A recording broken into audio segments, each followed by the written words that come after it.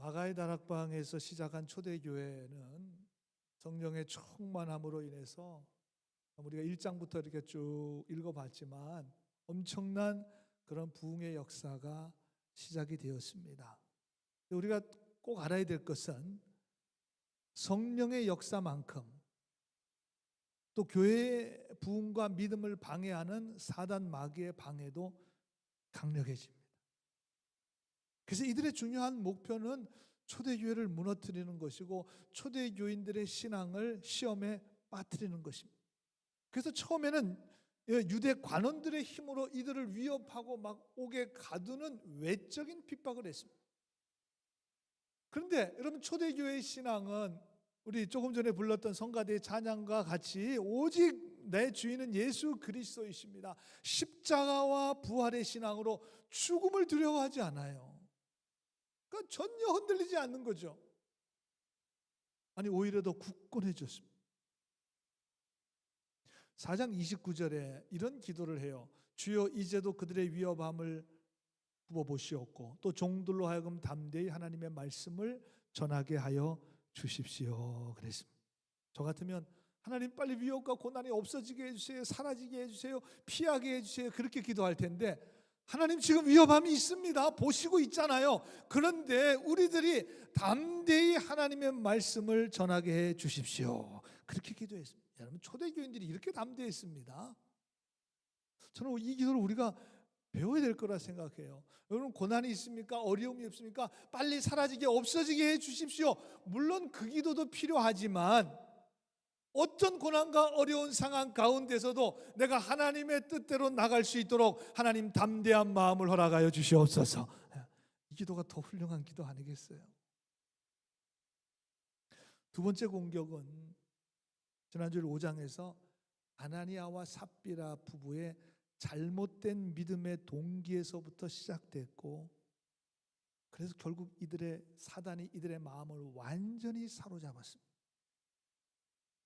여러분, 잘못된 믿음에서 시작한 믿음의 동기는 위선으로, 거짓으로 보이기 위한 신앙이 되기 때문에 거기는 사단이 완전히 그냥 틈을 주는 거예요.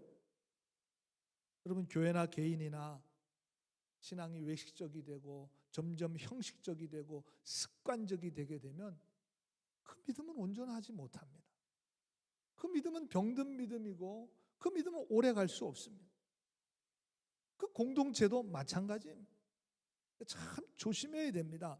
잘못된 동기와 위선이 얼마나 하나님 앞에 큰 죄인가를 보여주는 분명한 사건이었고, 초대교인들은 그 사건 때문에 아주 크게 두려워했다. 지난주에 말씀드렸죠. Great fear, 크게 두려워했습니다. 그러니까 자기의 신앙을 돌아봤어요. 지금 내 신앙이 정말 하나님 앞에 온전한 신앙인가? 위선적이고 가식적인 신앙이 아닌가? 진심으로 회개했습니다. 내 믿음의 동기까지도 하나님 저울을 가지고 달아보시는 하나님 앞에 신실하게 나갔을 때 더 놀라운 부흥의 역사가 일어났습니다.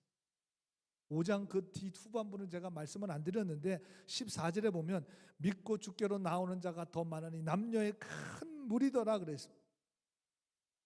오늘 세 번째 공격이 또 시작되는데, 이 말씀은 뭐냐면 한 번, 두 번, 세 번, 네 번, 이 공격은 지금까지 계속되는 거예요. 계속된다는 것입니다. 지난 토요일에 우리 추기로 목사님하고 찬양 팀들이 오셔서 우리 교회에서 찬양 집회를 해서 참 은혜로운 시간을 가졌는데, 그 목사님께서 그런 말씀을 하셨어요. 지금 이민교회는 리바이벌, 부흥을 이야기하는 시대가 아니라 서바이벌, 어떻게 우리가 이 지금 교회가 생존할 것인가, 지금 생존의 문제가 달려있다. 코로나 이후는 지금 많은 교회들이, 특별히 이민교회들은 지금 그러면서 문 닫은 교회가 지금 수천 개, 수만 개, 실제로 그렇습니다. 여러분, 아마 다 동의가 되실 거예요. 아닙니다 목사님, 지금도 부흥합니다.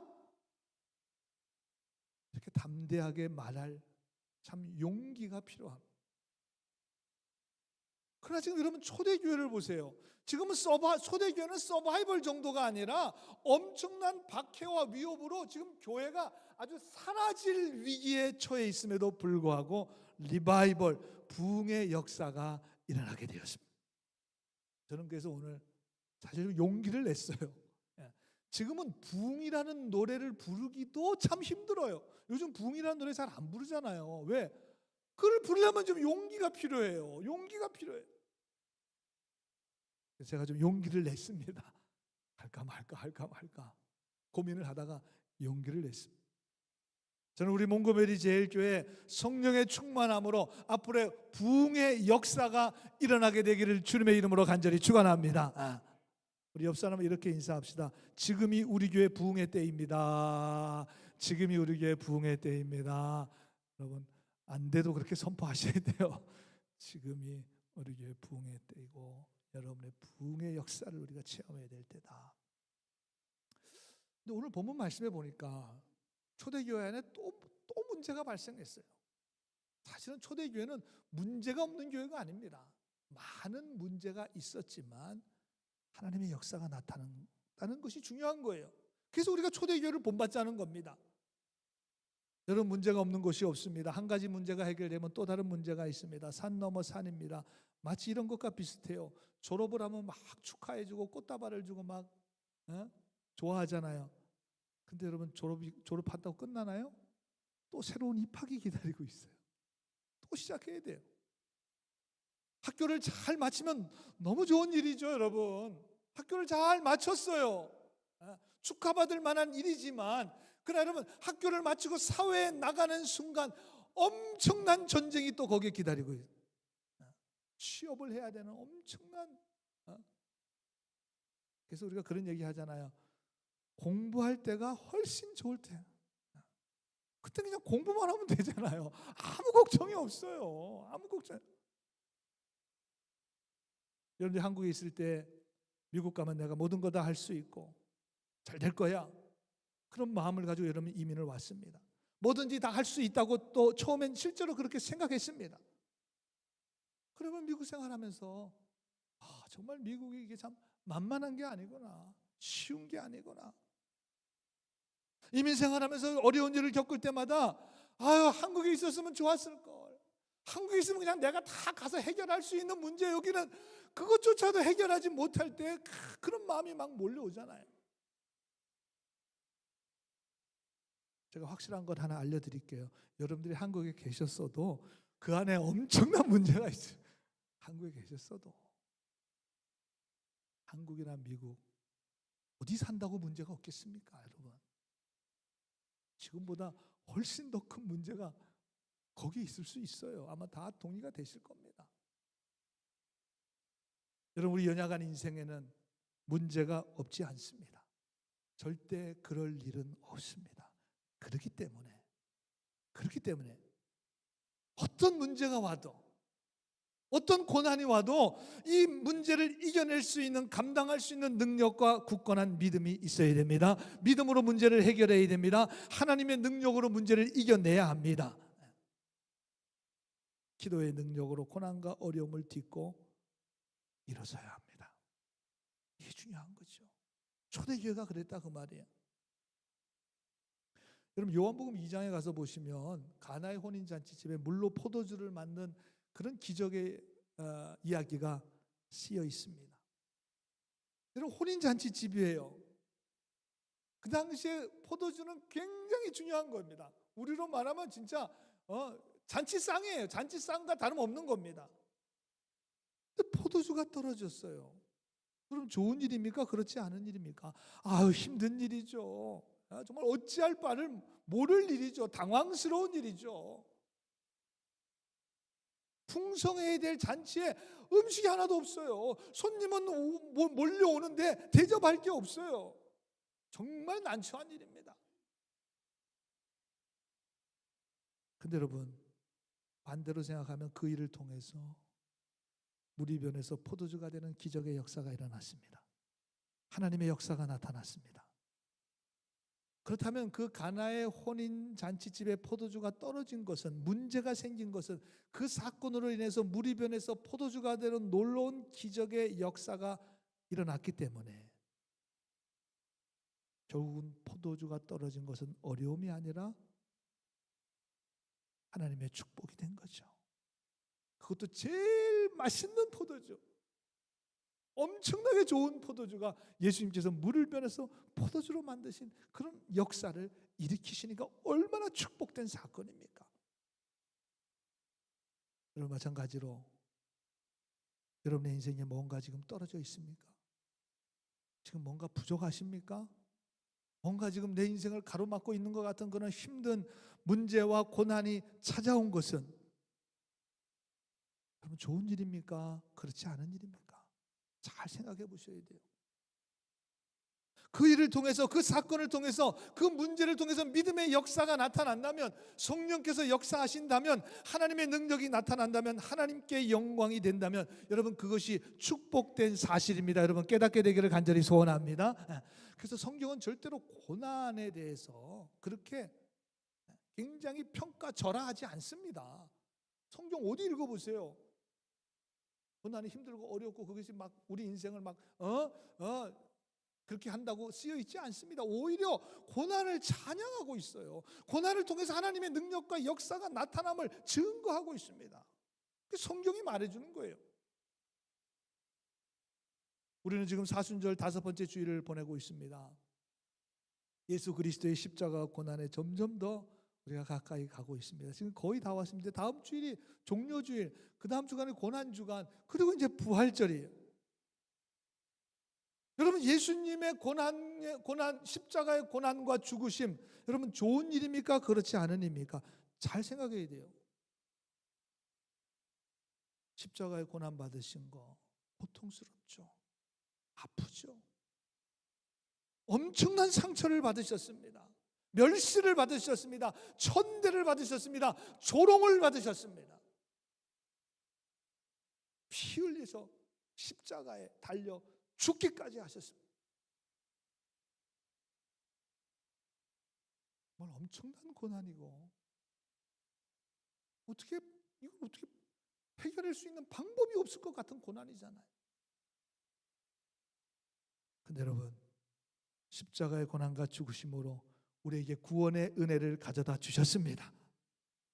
그리고 그 죽음을 이기시고 우리 주님은 3일 만에 부활하셨습니다. 십자가는 부활 영광과 권능을 우리에게 보여준 놀라운 사건이 됩니다. 5장에서 아나니아와 삽비라 부부의 죽음이라는 엄청난 사건이 초대교회에 일어났습니다. 함께 여러분 신앙생활을 열심히 하던 사람인데 이런 일이 일어났어요. 그러나 그 사건을 통해서 많은 사람들이 진심으로 하나님을 경외하게 되었습니다. 예배가 회복되었습니다. 그랬더니 많은 역사가 일어났습니다. 5장 15절에 보니까 심지어 병든 사람을 메고 거리에 나와 침대와 요 위에 누이고 베드로가 지나갈 때 혹 그의 그림자라도 누구에게 덮일까? 베드로가 지나가는데 그림자만 덮어도 병이 낫는 역사가 일어났습니다. 그게 아나니아 삽비라 부부 사건 이후에 일어나는. 그리고 사도들을 막 잡아갔습니다. 옥에 가뒀습니다. 엄청난 핍박과 위협을 가했습니다. 5장 19절에 보면 그래서 실제로 옥에 갇혔어요. 근데 주의 사자가 밤에 옥문을 열고 끌어냈습니다. 옥문이 열렸습니다. 감옥에서 나가는 그런 기적의 역사가 일어났습니다. 그래서 5장 42절은 이렇게 말씀하고 있습니다. 그들은 날마다 성전에 있든지 집에 있든지 예수는 그리스도라 가르치기와 전도하기를 그치지 아니하니라 그랬습니다. 그치지 아니하니라. 영어 성경에 보니까 never stop. never stop. 우리가 잘 쓰는 말이잖아요. never stop. 복음의 역사는 절대로 중지되지 않습니다. 어떤 것도 복음의 역사를 중지할 수 없습니다. 지금도 계속되고 있습니다. 초대교회의 위기와 고난이 없었던 것이 아닙니다. 수많은 위기와 고난을 통해서 하나님의 역사는 결코 중단되지 않습니다. 오히려 더 많은 하나님의 능력과 역사가 일어나게 되었습니다. 여러분 믿으시기 바랍니다. 그리고 오늘 6장 1절에 또다시 문제가 찾아와요. 이번에는 갈등과 분열을 일으키는 사건이에요. 1절에 보니까 이렇게 시작해요. 그때 제자가 더 많아졌는데 헬라파 유대인들이 자기의 과부들이 매일의 구제에 빠짐으로 히브리파 사람을 원망하니, 대부분의 영어 번역에 보니까 컴플레인이라는 표현을 썼습니다. 여러분 컴플레인이라는 말을 우리가 그냥 한국말처럼 쓰는 말 아니에요. 컴플레인 하는 거예요. 근데 메시지 영어 성경에 보니까 이렇게 표현했어요. Hard feelings develop.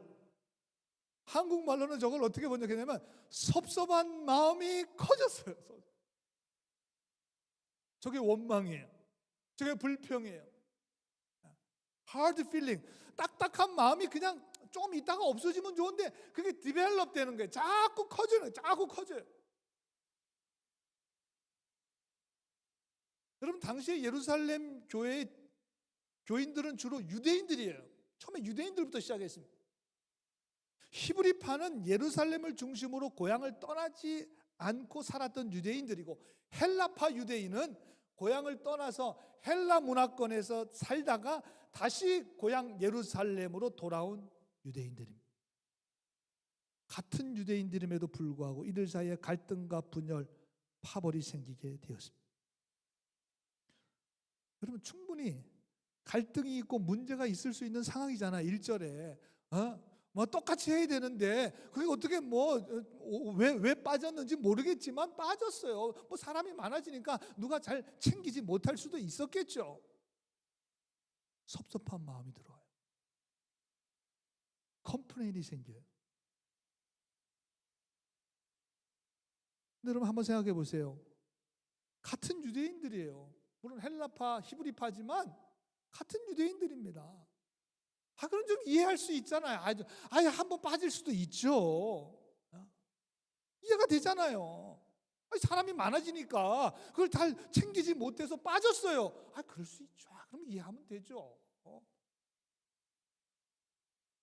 여러분 이민 생활을 오래 한 사람이나 요 근래 이민 오신 분이나 이민 오신 지 10년 이상 된 파, 이민 오신 지 10년 이하 파 이렇게 서로 나눠가지고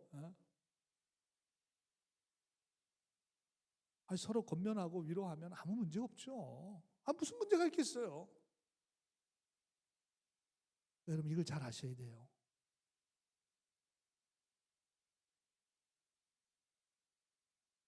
시험이 올 때 여러분 이게 영적인 공격이라는 걸 잘 깨달으셔야 돼요. 그래서 그런 거예요. 이게 사단의 계략이구나. 초대교회를 무너뜨리고자 하는. 이게 지금 내가 진짜 섭섭해서 섭섭한 게 아니라 사단의 계략. 여러분 우리는 사도행전을 묵상하고 있습니다. 지금 사단의 영적 공격 방법이 우리가 파악할 수 있어요. 이 성경이 기록된 목적이 아니겠습니까? 우리에게 지금 이런 공격이 있다는 걸 우리에게 미리 얘기해 주는 거예요. 처음에는 사도를 잡아가다 옥에 가두고 위협했습니다. 그런데 먹히지가 않아요. 왜? 죽음을 두려워하지 않으니까. 이게 먹히겠습니까? 그래서 이번에 사단이 머리를 쓰기 시작했습니다. 사단이 얼마나 머리가 좋겠어요. 이 공중 권세를 잡았습니다. 우리 머리보다 훨씬 더 우리를 조정할 수 있어요. 그 방법이 뭐냐면 분열을 일으키는 거예요. 파단과 파벌을 만드는 것입니다. 섭섭한 마음을 자꾸 디벨롭 시키는 거예요. 서로 원망하게 만들고 컴플레인을 하게 하고 불평하게 하는 것입니다. 이건 아주 너무나 쉬운 방법이에요. 너무나 여러분 어떤 모임이든 불평과 원망이 있을 수 있겠습니까? 없잖아요. 가족들끼리도 그런데 사람들이 모인 공동체 이게 없을 수가 없죠. 그래서 사단이 이용하는 거예요. 그래서 사단이 너무 쉬운 방법이니까. 너무 쉬운 방법이잖아요. 그러나 너무 쉽지만 매우 강력한 방법으로 믿음을 무너뜨립니다. 매우 강력한 방법. 어떻게 이걸 알아냈을까 저는. 여러분 초대교회 공동체 우리가 지금까지 살펴봤지만 자기가 가지고 있는 것을 자기의 것으로 여기지 않고 하나님의 것으로 여겼어요. 대단한 공동체잖아요. 그때 놀라운 일이 벌어졌습니다. 자기가 가지고 있는 것을 팝니다. 밭을 팔고 집을 팔아서 다 가져옵니다. 그래서 그걸 다 나눠요. 그럴 수 있습니까? 하나님의 은혜에 감사하니까 이런 일이 벌어진 거예요. 서로 사랑하고 서로를 위해서 함께 나누는 공동체였습니다. 바나바, 위로의 아들, 권면의 아들, 권위자, 위로하고 권면하는 공동체였습니다. 여러분, 이런 공동체에 무슨 문제가 있을 수 있습니까? 여러분 생각해 보세요. 그런데 교묘하게 그 틈을요, 이런 공동체에도 원망이라고 하는 히브리파, 헬라파, 파벌을 나누고 컴플레인을 하고 섭섭한 마음을 들여보내고, 그것이 계속 자꾸 발전시키고 서로 분쟁하게 하고 파벌을 조장하는 것입니다. 여러분, 초대교회 또다시 심각한 위기가 찾아왔습니다. 왜냐하면 원망하고 불평하면 서로 분열되고 파당을 만들어서 서로 싸우게 되면 다 망하는 거예요. 너무나 명확하죠. 다 그냥 망하는 거예요. 은혜가 떨어지고 시험에 빠지고 공동체가 그냥. 그러나 믿음으로 이 위기와 문제를 잘 해결하고 나서 더 놀라운 부흥의 역사가 일어나게 됩니다. 초대교회 7절에 보니까 하나님의 말씀이 점점 더 어떻게 저럴 수 있을까? 막 사람들이 원망하고 불평하고 컴플레인 하는데, 지금 여러분 한번 생각해 보세요. 파가 나뉘었어요. 히브리파, 헬라파로 나눠가지고 지금 막 서로 잘못했다고 지금 막 서로 안 챙겨준다고 지금 막 난리를 치고 있어요.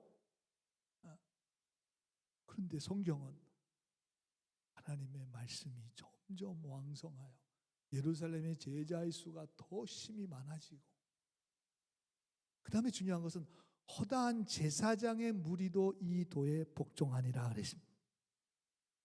저 위기에 일어났던 초대교회의 모습입니다.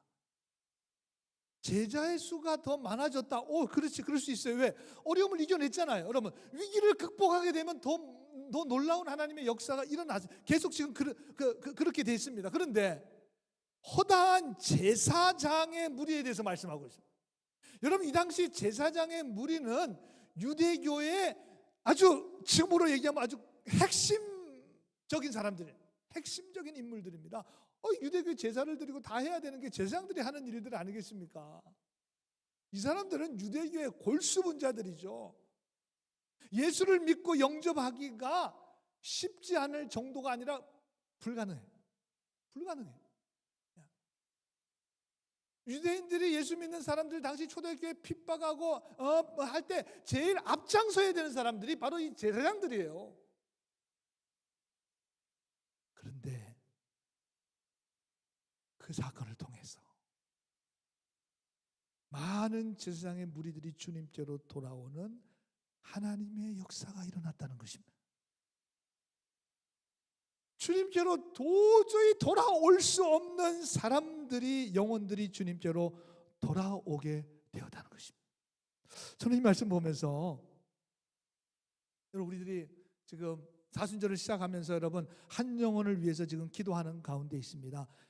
여러분, 쉽게 돌아올 것 같다면 뭐라고 우리가 40일 동안 그 한 영혼을 위해서 지금 매일매일 기도하고, 저 우리 로비의 생명나무에 뭐 이름까지 거기다가 그냥 매달아 걸어가면서까지 뭐하러 그렇게 기도하겠어요?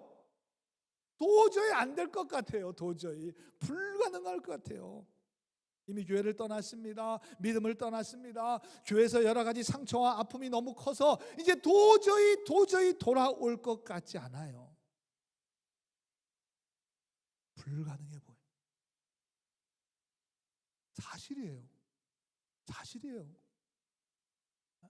당시의 제사장들이 주님께로 돌아온 것이 불가능한 일입니다. 사실이에요. 맞습니다. 그러나 오늘 이 사람들이 예수 그리스도의 십자가의 도에 무릎 꿇고 복종하는 불가능한 일이 가능해졌습니다. 돌아왔습니다. 여러분, 그렇기 때문에 우리 믿음의 언어에 있어서 도무지 이거는 안 돼. 도무지. 이 도무지라는 말을 찾아보니까 부정어와 함께 쓰이는 말로서 아무리 해도 안 된다는 거야. 아무리 별짓을 다 해도 안 된다는 거야. 영어 표현을 하면 not at all, absolutely not. 이건 도저히 절대적으로 안 된다는 거잖아요. 여러분, 그러나 오늘 사도행전의 말씀을 통해서 오늘 말씀을 여러분 들으시고 여러분의 믿음의 언어에 도무지는 없애야 될 줄로 믿습니다. 도무지 아니에요. 가능했어요. 초대교회 가능했습니다. 여러분, 영혼을 절대로 포기하시면 안 됩니다. 어떤 영혼을 여러분이 품고 기도하시든지 도저히 안 되고 도무지 안 될 것 같은 영혼도 여러분의 믿음을 가지고 기도하시면 하나님이 역사하시면 다시 돌아오는 하나님의 역사가 일어나게 될 줄로 믿습니다.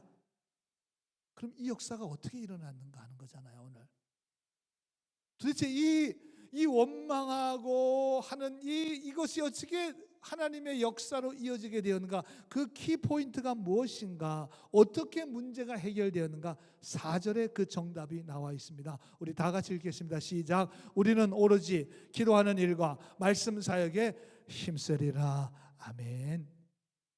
기도와 말씀, 우리 그리스도인들에게 있어서 두 날개입니다. 기도와 말씀. 신앙생활에 있어서 가장 중요한 우선돼야 될 것, 기도와 말씀인데, 영어 번역에 보니까 give our attention이라고 하는 표현을 썼습니다. 그리고 attention이라고 하는 말은 아주 집중하다 그 말이에요. 아주 주의를 기울여야 돼요. 굉장히 주의를 기울이는 거예요. 그냥 스치고 지나가는 게 아니라 그냥 굉장히 주의해서 주의를 기울여야 돼요. 우리의 attention을 어디다 둬야 돼요? To prayer, 기도하는 거, and the ministry of the word, 하나님의 말씀, 거기에 우리의 주의를 기울여야 한다는 것입니다. 여러분, 말씀과 기도로 원칙을 잡으면 문제가 해결이 돼요. 성령께서 내 마음을 만져주십니다. 더 놀라운 하나님의 역사가 일어나게 됩니다. 여러분, 이 사건으로 7명의 초대교회 집사님들이 나오게 되고 7명의 이 집사님들 중에 여러분 스데반 집사님이 초대교회 최초의 돌에 맞아 순교하는 순교자가 되는 영광스러운, 이제 다음 장에 가면 이제 스데반의 순교가 나오는데, 사도들이 처음에 순교한 게 아닙니다. 오늘 이 사건을 통해서 세워진 스데반 집사님이 첫 번째로 초대교회 첫 순교자가 되는 그런 역사가 일어나게 되었습니다. 원망과 분열, 컴플레인으로 시작된 이 초대교회의 또 하나의 엄청난 시험과 위기 앞에서 말씀과 기도로 잘 감당했습니다. 여러분, 시험을 이기는 가장 강력한 무기는 하나님의 말씀과 기도입니다. 이거밖에 없어요. 다른 거 뭐 있어요? 우리가 뭐 가지고 시험을 이기고 뭐 가지고 우리 앞에 닥쳐오는 그런 문제들을 이겨낼 수 있겠습니까?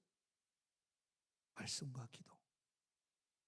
그런데 여러분, 이 말씀과 기도가 가장 충만한 시간이 있는데 바로 오늘 지금 우리가 드리는 예배 시간입니다.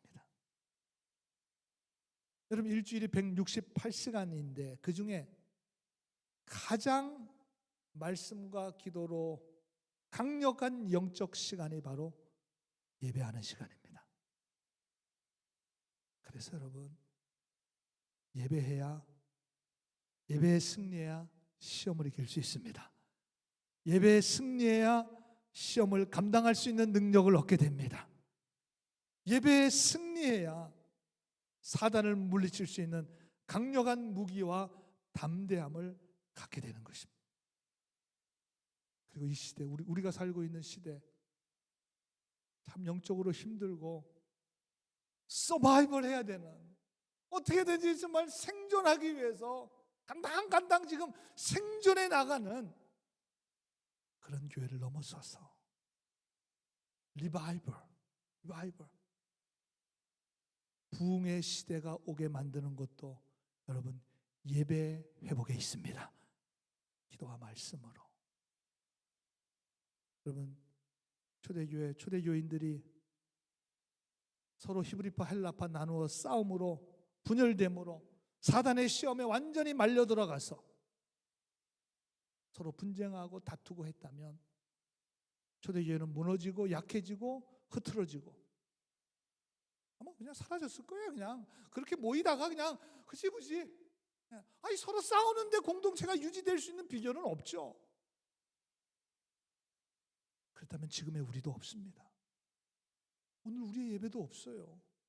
이 오늘 6장에서 이 초대교회가 기도와 말씀으로 예배로 굳건히 서 있기 때문에 이 시험을 이겨내고 승리함으로 오늘 교회가 있는 거예요.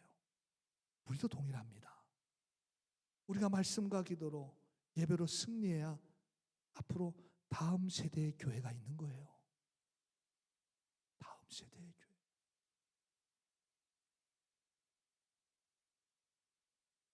우리 인생과 가정과 교회 공동체에 여러 가지 시험과 문제가 있습니다. 절대로 없지 않아요. 없을 수도 없습니다. 사실은. 이기고 승리하는 것은 기도와 말씀과 기도. 여러분 예배에 승리해야 돼요. 그래서 예배가 중요한 거예요. 오늘 날씨나 여러 가지 사정으로 교회 못 오셨지만 온라인으로 예배하신다는 분이 저한테 카톡을 보내주셨어요. 우리 온라인으로 예배하시는 분들도 거기 서 있는 자리에서 가정이든 직장이든 차 안이든 어디든 예배에 승리해야 이번 한 주간도 믿음으로 승리하는 삶을 살아가게 될 줄로 믿습니다.